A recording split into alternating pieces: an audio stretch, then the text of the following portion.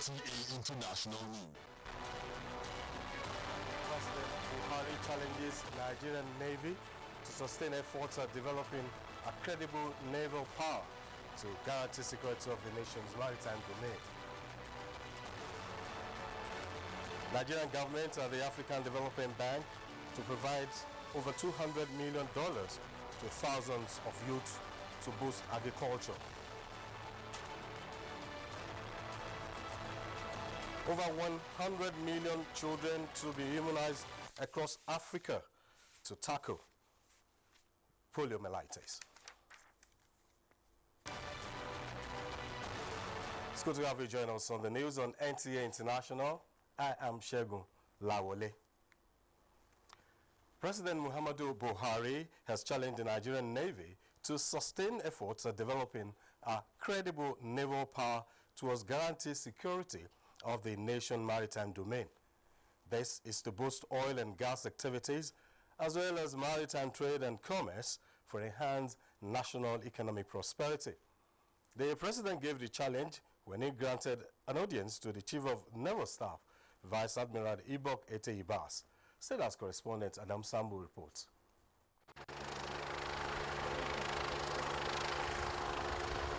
With its motto, "Onwards Together," the Nigerian Navy, which has had a phenomenal growth acquiring several sophisticated and state-of-the-art platforms, could be described as a multi-mission maritime arm of the Nigerian Armed Forces. The Chief of Naval Staff, Vice Admiral Ibok Ete Ibas, was in the State House to brief President Muhammadu Buhari on the recent exploits of the Nigerian Navy, challenges, as well as plans to effectively secure and protect the nation's territorial waters spanning 84,000 nautical miles. The briefing held behind closed doors is part of President Muhammadu Buhari's ongoing strategic engagement with critical stakeholders on national security, stability and development. Are there specific instructions to you by the President after your special briefing to you? Just to continue to do that which will enable our country to prosper. If you recall, last month we commissioned the Falcon Eye, an MDA project called Falcon Eye in Calabar area. Those of Lagos and Yenegua had been commissioned before now. This is also aimed at bolstering the capacity of the Navy to contain the menace of pirates. But I think the good news is that we have been there wherever they are, and we have been able to challenge them. The incidences have reduced dramatically and tremendously, and we intend to continue to dominate these areas. So I think a lot is being done by the Navy to contain the menace of pirates. Vice Admiral Ibok Ete Ibas also gives an update on the contributions of the Nigerian Navy to the operations of the multinational joint task force in the Lake Chad Basin aimed at containing terrorism and insurgency. Nigeria's new maritime strategy sees our activities going just beyond the traditional maritime environment. Of course, we have been part of the various joint task forces, including even the Lafia Dole, where we have the special forces. Now, Mr. President approved the establishment of an operational base for the Navy in the Lake Chad area to help in consolidating on the security of that area and to facilitate economic activities to pick up, more so that we are recovering from the effect of the insurgents in the recent past. The boats and other infrastructure that we're in placing, we want to believe that once they are fully in place, that it will help to hasten the development efforts of the communities that are there.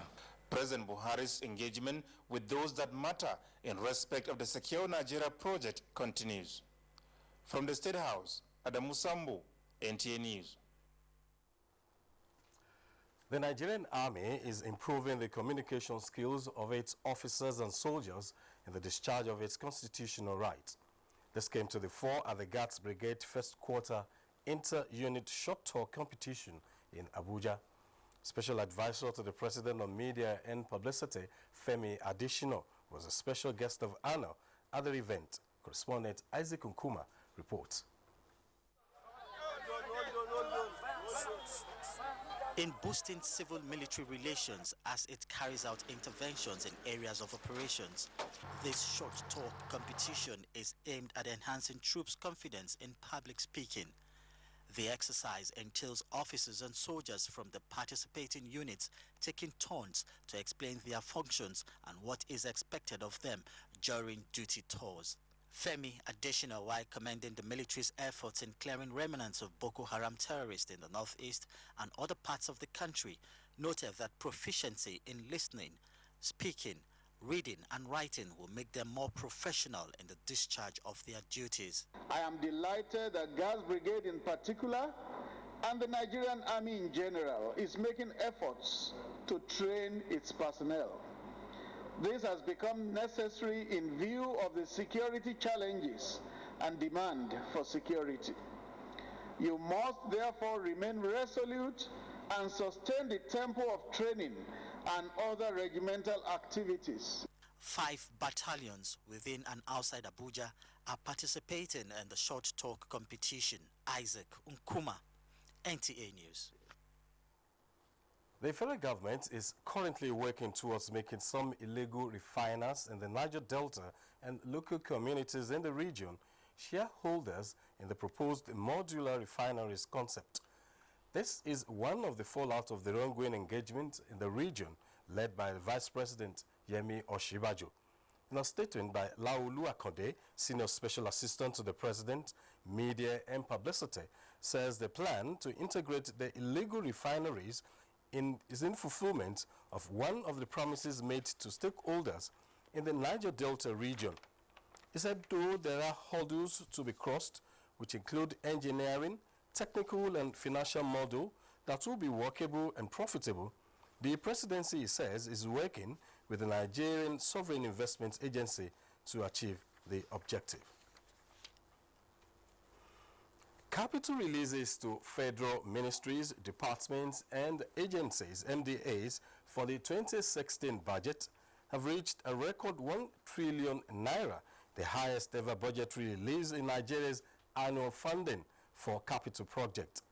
A statement by the Director of Information, Federal Ministry of Finance, Salisu Dambata, states that the Minister of Finance, Kemi Adeosun, disclosed this at an interactive session with members of the House of Representatives Tactical Committee on Recession. The minister said the amount was released for various projects, including commencement of the construction of the dual standard railway line that will link Lagos and Kano, rehabilitation of roads, expanding irrigation facilities to boost agriculture, and upgrading of aviation infrastructure throughout the country. The minister noted that the overall capital releases have made impact on the Nigerian economy by creating jobs, stimulating economic activities in communities, and upgrading infrastructure, thereby improving the well-being of Nigerians. Turning to the Senate, Senate President Bukola Saraki and Senator Dino Melai have appeared before the Senate Committee on Ethics and Privileges to defend various allegations against them. Bukola Saraki was accused of importing a bulletproof SUV car without valid documents, while Senator Melai was accused of forging certificates without obtaining a first degree from Ahmadu Bello University. Both allegations, which were circulating in the social media, were brought through a point of order by former Senate leader Ali Ndume. While testifying before the Committee on Ethics, the Senate President denied the allegation of importing or having anything to do with the vehicle in contention.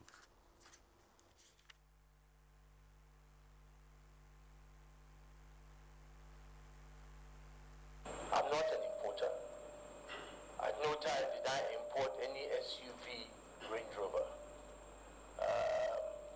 As you know, this is a vehicle that is not a personal vehicle, a vehicle that was processed through the National Assembly. I don't know anything about the importation.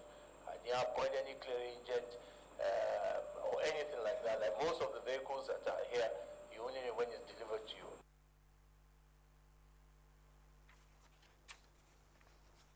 On to agriculture.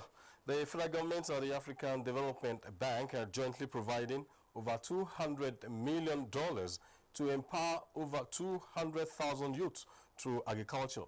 The program, which was flagged off in Abuja, will also ensure increase in food production through provision of improved seeds. Musa Baba Aliu reports. The initiative is designed based on the statistics that indicate that majority of the farmers producing food in Nigeria are the aged. The youth who are expected to take over from them have shown little or no interest in farming activities. The 5-year agricultural program was therefore developed to provide enabling environment that will encourage the youth, irrespective of their areas of discipline, to participate in all aspects of food production. Some of them are in large-scale rice mills, some are going to wheat production, some are going to sugar, cassava starch. They can play there. But some of these areas have to be literally left for younger people and small groups, women, youth cooperatives. The key components of the project include creation of over 120,000 jobs, training and empowering of over 200,000 youths, as well as production of over 20,000 metric tons of food per annum. After the training, we are going to give them starter packs, and they write business plans. They are going to get the money from commercial bank. Have zonal offices on ground with a full complement of staff, and then working assiduously with these people, and with the support from the federal government of Nigeria and African Development Bank, we will not have problem achieving our targets. After the training, participants will be linked to off-takers. In Abuja, Musa Baba Aliyu, NTA News. And now to health-related matter. 116 million children are to be immunized from coast to coast across the continent as regional emergency outbreak response intensifies. A statement by United Nations Children Fund, UNICEF Regional Director for West and Central Africa, indicates that with a strong commitment of African leaders, there is an assurance that the remaining polio reservoir could be wiped out, therefore protecting future generations from crippling effects of the disease. Over 190,000 polio vaccinators in 13 countries across West Africa and Central Africa will immunize more than 116 million children over the next few weeks to tackle the remaining stronghold of polio on the continent. Children under 5 years of age in the 13 countries of Benin, Cameroon, Liberia, Mali, Mauritania, Niger, Nigeria, Central African Republic, Chad Democratic Republic, and Congo, Guinea, and Sierra Leone will be simultaneously immunized in a coordinated effort to raise childhood immunity to polio across the continent. The full engagement of political and community leaders at every level, right down to the district, is considered critical to the success of the campaign. You're still watching the news on NTA International. We'll be back after this short break. Stay with us.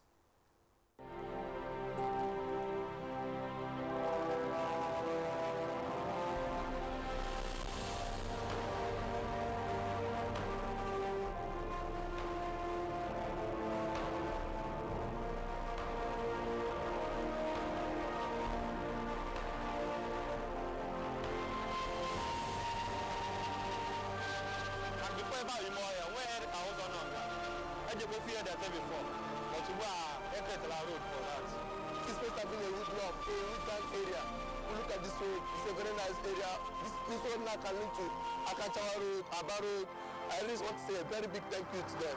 Thank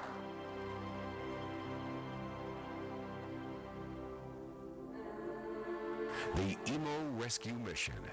Imo must be better.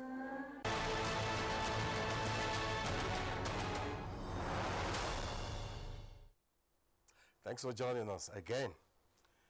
Pensioners have reiterated the need for government to treat their entitlements as top priority and help reduce the agony they endure during the many verification processes in the country. Their plight was brought to the fore on NTA's Good Morning Nigeria as the program x-rayed challenges of pension administration in Nigeria. Gufan Shaji has details. The General Secretary, Nigerian Union of Pensioners, said there is a need to examine the complaints of pensioners, especially at the state level, while also tackling irregularities as well as ensuring that pensioners' dues are paid. Government and the agencies should please try as much as possible to remove these complaints and take necessary steps to see that things run smoothly. Pensions administrators on the program explained that they can only act when funds get to them, as they are solely dependent on the government. They also insist that processes are in place to pay all arrears owed pensioners in the country. They, however, say all is being done to wrap up the authentication of documents by pensioners and verification process in the country. The only sector outstanding is the parastatal sector, and we are looking at the end of the year to complete this. And we've promised our pensioners that after this round of verification, there won't be any need to come out to do this verification again. We have been meeting with state government, meeting with the heads of services and the labor union, trying to encourage them. Look, we don't want this to continue. Let's address this now so that people who are just entering the service, over time, they will not fall into the same trap. Like what we are hearing about people being owned by 4 years. And you wonder how will those people live? So it's quite pathetic, but we believe it's in the interest of the states to keep to the CPS. You get to a governor and he says, hey, what you are getting me to pay was accumulated by my predecessor, because for them, governance is about now, it's about them. They never believe what any other person left behind is part of their responsibility, which is very sad. The Nigerian Labour Congress also restated its commitment to ensuring that those owed backlog of arrears are paid as quickly as possible. In Abuja, Gufan Shaji, NTA News. Patience, commitment, and respect for constituted authority have been identified as attributes and secrets of recording successes in the civil service. The head of the Civil Service of the Federation, Winifred Oyoita, said this at the sent forth reception held in honor of the permanent secretaries in Abuja. Adebola Brooklyn Sunday reports. Every civil servant is to exit the service with untarnished records after successfully contributing his quota to national development. Mr. Innocent Ogbonnaya, a permanent secretary in the office of the head of the Civil Service of the Federation, is one of such accomplished civil servants whose colleagues, friends, family members and well-wishers showered encomium on and urged those still in service to emulate his qualities and attitude to work for the development of the country. Despite all the storms of life. Head of the Civil Service of the Federation, Winifred Oyoita, described him as a humble, simple, unassuming, hardworking, dedicated and loyal person. On a day like this, you hear the encomiums and people are actually speaking genuinely from the heart. Loyalty and patriotism is what we are taking home from the career of Mr. Innocent Ogbonnaya. Mr. Ogbonnaya speaks on the secret of his success. In working hard and achieving results, they should live by the rules. The service is governed by rules and regulations. If you live by those rules and regulations, you won't run foul of any law, and you won't have any problem. Innocent Ogbonnaya bows out of service as permanent secretary after attaining the age of 60. Adebola, Brooklyn Sunday, NTA News. The Federal Commissioner for Refugees, Migrants and Internally Displaced Persons, Sadia Umar Farouk, has expressed the Commission's willingness to partner relevant key players towards addressing issues affecting the management of refugees, particularly women and girls. She stated this when she led a delegation on a visit to the ECOWAS Secretariat in Abuja. Chiazala Mekia reports. As the Nigerian military continues its vigor towards ensuring lasting peace in the northeast, proper management and resettlement of this vulnerable group remains a vital issue of concern to the National Commission for Refugees, Migrants and Internally Displaced Persons. With about 2.4 million displaced persons currently in the country, the Commission says there is the need to properly strengthen the coordination mechanism with relevant agencies. This is in the area of support effort within and outside Nigeria's border, especially in Chad, Niger and Cameroon, particularly as it relates to women and girls who are to become agents of peace. They are the most vulnerable, so there's need for special attention on them in areas of empowerment, economic empowerment of these people, of the women, as well as education for their children, and also in the area of psychosocial because of the trauma that they've been in. ECOWAS Commissioner for Social Services and Gender, Fatimata Diasow, notes that the issue of refugees remains a big task to ECOWAS, hence the need to increase the visibility of what ECOWAS is doing. We have done some action, operational action at the level of Nigeria with regard to girls. We are giving each year scholarship for the young girls, for their education, and specifically the young girls in remote areas who don't have access to education. ECOWAS and the Commission hopes that with this collaboration, a firm commitment will be achieved. Chiazalam Ekie, NTA News. And to business news, the Central Bank of Nigeria directs banks to sell the dollars at 360 naira as equities market closes on green. Let's join Chukunansu Nwabweze for details of these on business news. Hello and welcome to Business News. In a bid to bridge the gap between the official foreign exchange rate and what is obtainable in the parallel market, as well as to meet the demands of genuine end users, the Central Bank of Nigeria this Monday directed all banks to immediately begin the sale of forex for PTA, BTA, school fees and medical bills abroad to customers at 360 naira per dollar. The CBN said it will sell to lenders at 357 naira per dollar and will be visiting banks across the country to ensure full compliance with the new directive.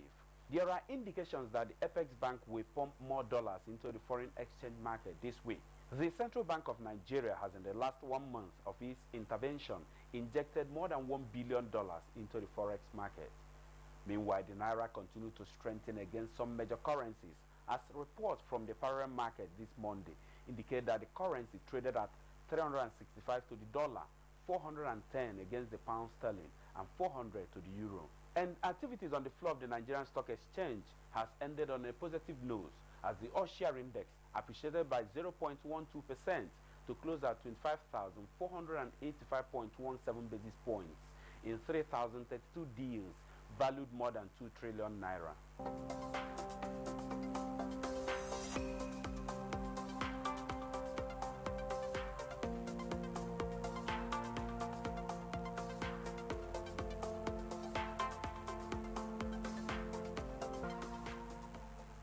That's our package on this segment. The rest of the bulletin continues shortly. I am Chukunonso Nwabweze. And time to go around the globe for some stories making headlines. Basi Taikman is our guide. South Sudan rebels have said the government should be held responsible for the killing of 6 aid workers, the deathless single assault on humanitarian staff in a 3-year civil war. The government said it was too early to say who was behind Saturday's ambush, an attack condemned as a great murder by the United Nations. The rebel fighters, loyal to former Vice President, said the government should be held accountable as the killings happened on its territory. And the military in Kenya says its troops have killed 31 Al-Shabaab militants in a raid on 2 of their bases in the southern region of Jubaland. The East African nation has thousands of its forces in the African Union mission to help curb Al-Shabaab and improve security as part of a reconstruction drive after 2 decades of civil war that shattered the country. The Kenyan forces also captured arms including 11 AK-47 assault rifles, communications equipment, and uniforms. And Turkish citizens in 6 European countries have started to vote in a referendum, the campaign for which has caused an international dispute. Some 3 million people are eligible to vote outside of Turkey, almost half of them living in Germany. Reports say political rallies have been blocked in several countries. This has caused a bitter rub between Turkey and its European neighbors. Basi Taikban, NTA News.